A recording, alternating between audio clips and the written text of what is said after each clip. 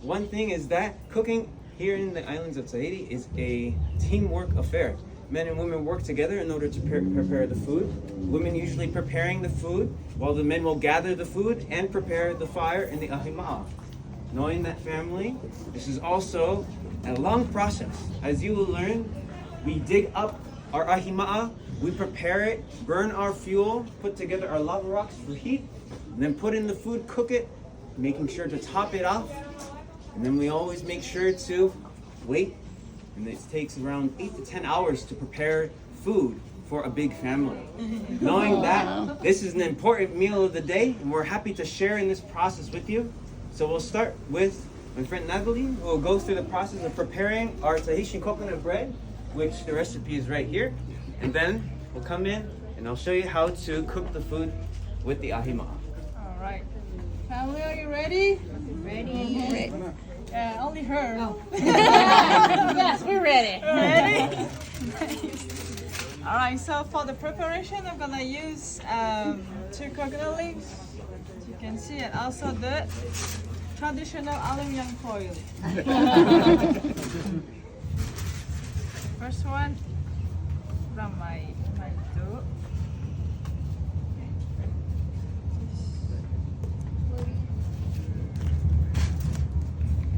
Just put the dough on it.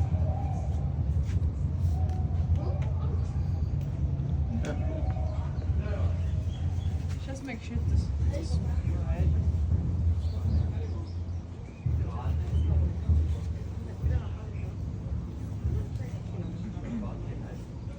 And the second one, just cover the top.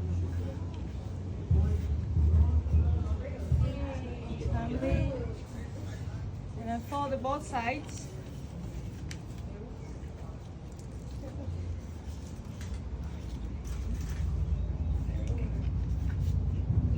And just wrap around.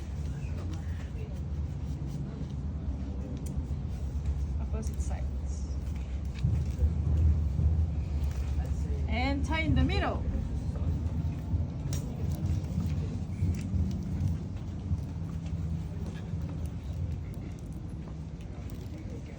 Can everyone say good job? Good job! There we go. All right, family. So now while Natalie prepares our aluminum bread, we're also going to be talking about how we cook using the ahima'a.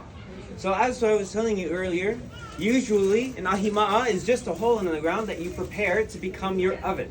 So traditionally, you'd find yourself any kind of digging implement, dig in the ground, put all the dirt to the side. After that, you can prepare it much like this. As you can see, this is a little bit of our display, where you create a barrier around it for the fire before placing in some kindling, small little leaves, twigs to place on the bottom to help start a fire, before placing on layers of wood, which we can then top with our lava rock.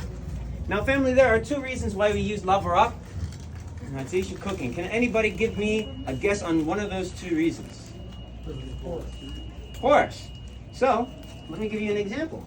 Knowing, family, there's another reason why. Can everybody give a quick guess on what that second reason is? Last longer? Last longer? Didn't quite hear it yet. A lot of it. It's the only rock in Tahiti at the time. So there's a lot of it. Knowing, family, that a lot of islands in the Pacific are created from volcanic activity, the only rocks that you can find are lava rock. But, family, there is a difference between some lava rocks. Some of them are like this. When placed in the river, they get actually rather smooth. While otherwise, if you find them around the mountain or any other area, you can find that they're naturally porous. And the pores within them are what allow them to be used in cooking. If you tried to use a lava rock that was smooth like this, or any stone that was smooth, you'll be surprised to find that it will explode. So, thankfully, through trial and error, I assume that our ancestors knew by the end of the day that pores are what allowed them to be able to cook with the lava rock, because it allowed it to hold in the heat for long periods of time. And the lava rocks can be used for about 8 to 10 hours to hold the heat in a good slow cooking process. So, family, knowing that, usually what we would do is that once the fire has burned away and all we have are our heated lava rocks, we place on a grill using the leftover, the spine of the coconut leaf. As Natalie showed us earlier, the coconut leaf itself is used to wrap the food. Then we take the spine of that leaf and we use it to create a grill. That way, we don't just put the food directly on the fire.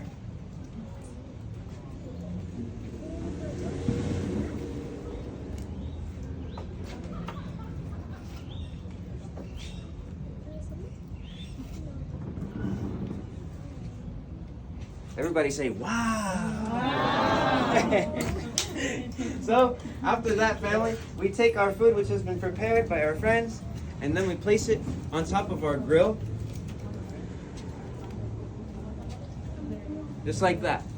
Now, traditionally, the way that you would cover it is that you would take leaves, whether it was banana leaves like this, or the wild hibiscus leaf that you see right here above you, and this allows us to be able to cover the food in order to protect it from the elements when we place the dirt back on top to seal the heat and also to seal in any moisture.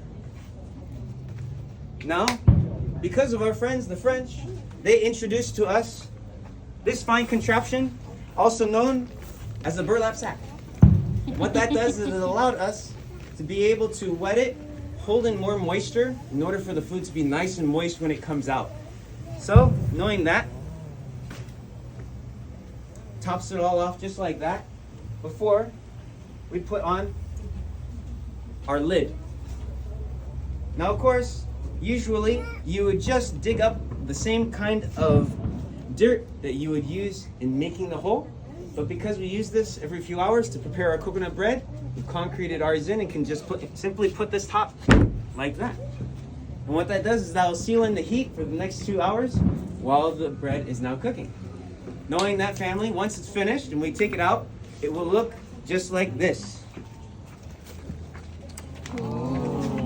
So, if anything, family, we thank you very much for listening to our presentation. Please use our toothpicks right here to be safe and to get a taste of the coconut bread. Any plastic or our toothpicks go in the trash right over there.